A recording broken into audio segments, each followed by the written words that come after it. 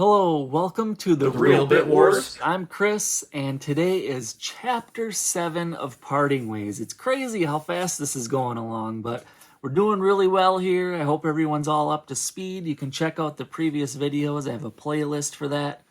Link in the description. But yeah, long story short, I'm trying to complete my Nintendo and Super Nintendo collections here.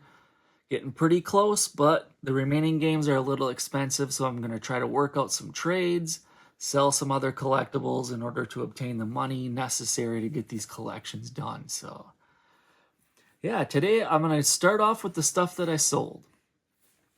So, another thing that was from the childhood here, I had a collection of Thundercats action figures. Now, this is kind of a weird one in that I was into Thundercats as a kid. I had some of the toys, but they were gone. Like, I had sold them at the rummage sale or whatever, didn't have them anymore.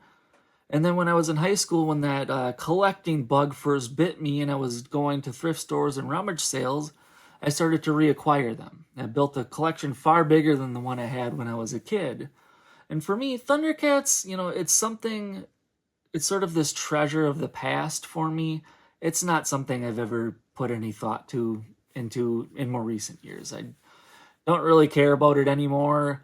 Those 80s cartoons were kind of glorified toy commercials, and it was pretty easy to part ways with these, in all honesty.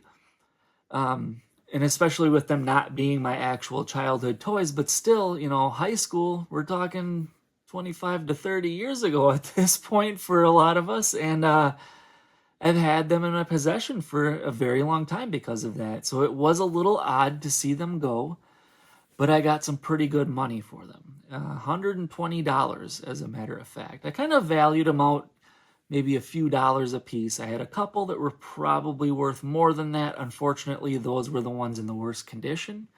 So I think that kind of held the whole lot back just a little bit. But I'm not going to complain about $120, especially for something that's just been sitting there collecting dust for a couple of decades now. So that's a good start. But then I had to sell one other thing. I was at a thrift store. There was a CD box set for Emerson, Lake and Palmer. Not a band that I'm necessarily into, but it just struck me as the type of thing that I should probably pick up. It was $2. I looked it up on eBay. They're selling for like anywhere from $70 to $90, and I thought maybe I'm missing something, but it seems like it's worth the gamble for $2. Well, that's exactly the case. I was missing something.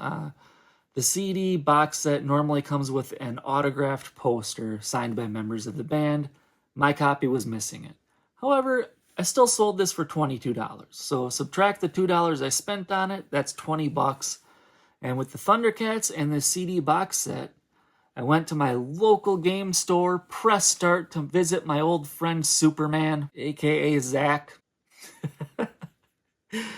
and walked directly over to the display case, because that's where my games are these days. They're all behind glass. And I was thrilled to see something I didn't have in there. And not only that, I had enough money to pay for it with a few dollars to spare even. So we're going to bring that number on up.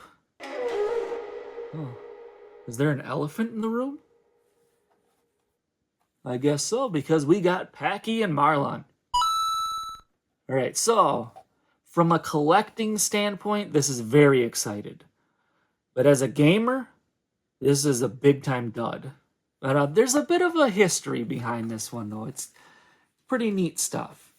So this was published by Rhea Systems. They did 4 games for the Super Nintendo, all of which were like health education games, essentially. Packy and Marlon specifically is a game designed for children with diabetes. Even though the gameplay is a little on the lame side, I can really appreciate the history behind this. It's sort of cool. I'm really hoping to get that Rhea Systems set complete, but I do need one more game to do that. Unfortunately, it's the most expensive one of the bunch. Yeah, some of these are not easy to come by. They're little oddities from that Super Nintendo era, and anytime you get something skier, when you're going for that complete set, those just feel better than the other pickups. So I was thrilled to see this.